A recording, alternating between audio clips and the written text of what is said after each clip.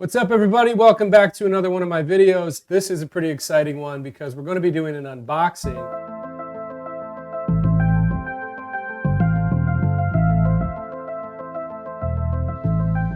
My last video, where I took you through the creation of the studio that we're sitting in, I had mentioned that I wanted to upgrade a piece of my equipment, and the equipment that I wanted to upgrade was my Cintiq monitor, which is made by the company Wacom, but I like to call it Wacom, so I'm probably going to go ahead and call it Wacom because it just feels right. I got a phone call day after posting the video, and one of my patrons offered to purchase a new piece of equipment.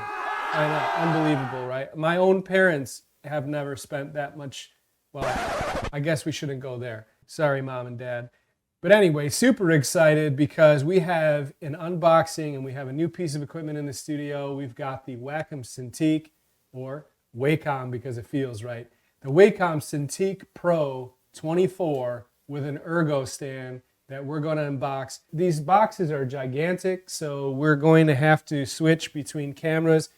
This is the box that the Ergo stand ships in, and then I will switch over to our overhead workspace here. This is the box that the Cintiq Pro ships in. We'll go ahead and take the blade. You're going to do the honors there.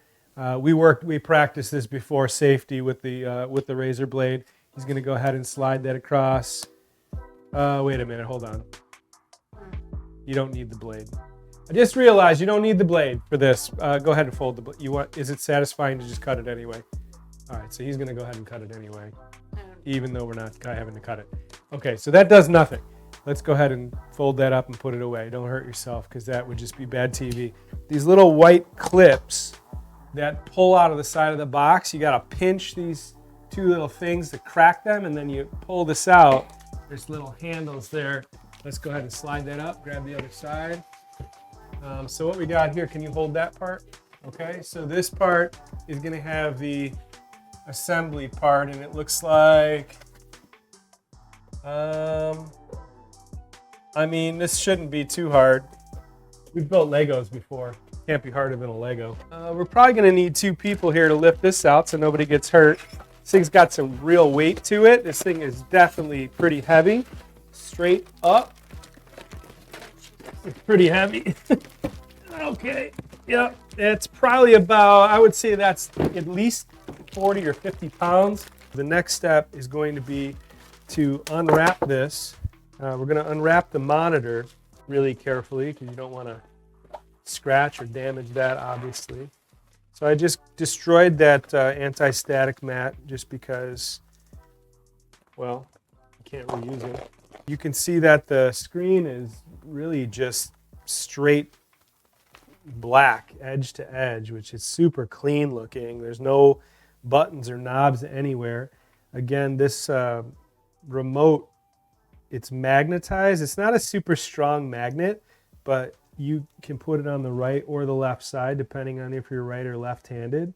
I would imagine you would put this on your non-dominant hand. So if I'm right-handed, I'll have this over here, being able to use that as a touch keypad. Oh, there's actually two USB ports and a headphone jack on the left side, which is nice to be able to plug in your other devices. All right, so this next part is a little scary. So the one thing that we noticed right off the bat is that these don't come with a stand anymore. They just come with these legs. You probably want to get some kind of a monitor stand or display stand for it, which we have the Ergo stand, so we're not even going to worry about these legs. And then the next thing here is we have to pull this cover, which this is the part that was a little bit kind of scary because when you do that, it almost feels like you broke something, but you pop this out. Okay, so we took a look at the little instructions that were inserted in the packaging, and I think they probably should have included that little detail right there that's showing you that that does indeed come out, or else, you know, you could scare some people like they did to me. So you pop this out, set it aside. That allows you then to put your whole finger, like two fingers underneath here, and then you're able to kind of use that as leverage to pop the cover. So you kind of push 3 fingers, it's in there. So when you're doing that, it does take a bit of force to do it. Okay, so that then comes off and didn't make it any less scary. And you've got some cable ties here to make sure that your cables are managed. Cable management. The only cable management I have is I managed to make a mess of all my cables. Now as I'm digging around inside of here, looking at this little piece that seems like a little mystery, I realized that this thing actually controls the Bluetooth for the remote control. And the problem that I think that I have is I'm unable to adjust it in Windows because I should have taken this out and plugged it into my PC instead of leaving it in the slot. The instructions are really unclear when it comes to this, so it does affect the functionality of your remote control and the settings you can use for that device. All right, so then this power is going to plug into this. This is going to hook into the back of the display. And in this kind of like fast forward situation here, I start to put all the cables in the back of the display. So once you open up that panel and you unravel all of these cables, there's obviously power. Then you have different options to connect to a monitor. So there's a display adapter, there's an HDMI adapter or cord. There's also a USB-C that you can use. And then there's also a straight up USB cable that you need in order to have all the functionality of the display when you're using it with your computer. So the display part of it hooks up separately from the functionality of the pen, the pressure sensitive pen. The cable ties in the back are actually really nice because you're not putting any sort of strain on your cables. Once you kind of manage them and you use those cable ties, they sort of come down and back up and around. What I decided to do here as I'm kind of flipping through all these little cables is I put all of the cables that come with the Cintiq monitor. I used all of the cables in the display, and that's just to give me the flexibility of being able to use it in different ways. But you can see how they all tuck really nicely into that little open slot of the back panel. And as you're going to see with the Ergo stand, when we start putting it all together, it really manages that system really well. It's very clean. Because when you get this, they don't know what you're going to be hooking it up to. Some people are going to be hooking this up to a Mac. Some people are going to be hooking this up to a PC. So they're giving you the option to not have all these cords sticking out, which I have bypassed that option, and I've got a bunch of cords sticking out unnecessarily because I use both Mac and PC. So I want to have the option to be able to change it out on the fly without having to crack the thing open again. All right, so let's see how that goes. There's that. Yeah, we made it look easy that time. All right, so that snaps all in there nicely. I want to make sure when you're doing this that you're using a nice flat surface and you got some cushion underneath there, and I left a static pad underneath there so you're not damaging your monitor. And then just put this thing aside because you got this rat's nest coming out of the middle of the thing. And then we go ahead and pop this back in. It's going to make sure that that's locked, and now none of that is ever going anywhere. All right, so we're going to take the stand, take the display. I'm going to slide the display right into this. See how that works. It all goes inside here. Oh, it goes inside here. Wow, that's pretty sweet. That's actually really slick. So all of these cables come out the back of the display and they run along these channels.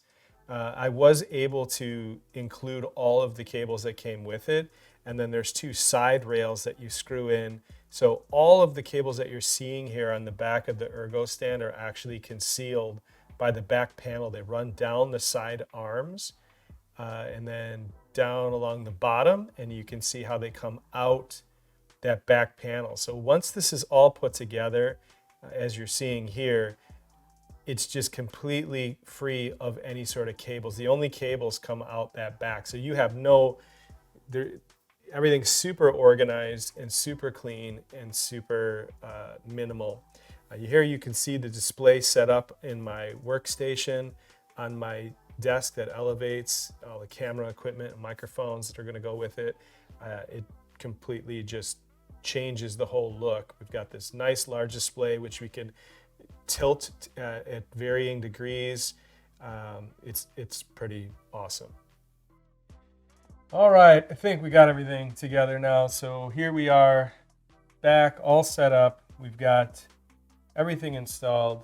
The only thing we haven't messed with is the remote, but I'm not worried about that. I've got my Cintiq pen right here with my cool little red pin stripe thing. I've got my glove on. I was messing around with the pen settings and I was turning the Windows ink off. If you want your pen pressure to work, Windows ink has to be on. So I had some inclination that there had to be something going on with that Windows ink, but I'm gonna let this pen pressure thing, oh yeah, there it is, look at that, boom. Let's go ahead and draw the snake. Everybody, well, now it's not a snake, now it's a blob, and I'm watching it on the screen as you are over there. It's amazing. It's amazing, my friends. I don't even know what to do with all this real estate. Look at, oh yeah, look at that. We can do some major painting here. We can zoom in. I am pretty sure, that's a bit extreme. I'm pretty sure that what you are looking at on your end is going to be a heck of a lot more clear and defined, because now I'm in the land of high definition. Lots of pixels here. Lots and lots of pixels. Let's undo that too. Sorry about the little clicky thing on the keyboard, but let's go to a soft brush. Let's go ahead and change our shape dynamics to pen pressure. We don't get the little nasty exclamation mark anymore. That was because Windows Ink was off. Windows Ink needs to be on if you're on a PC. The reason I thought it had to be off was I think that screwed something up on a Mac that I was using once. So I was using an Apple computer and it didn't like Windows Ink, if it even had it. I don't even know where I heard that, honestly. But after 2.3 YouTube videos, I was able to pinpoint the problem as Windows Ink was all messing things up. So we've got Photoshop. We've got a new Cintiq. Yeah, that's what I'm talking about. Thanks for watching. Like, there's like a little button that they put on the laptop or something, and then they say click it, and then you can never even miss a video. That's if you subscribe.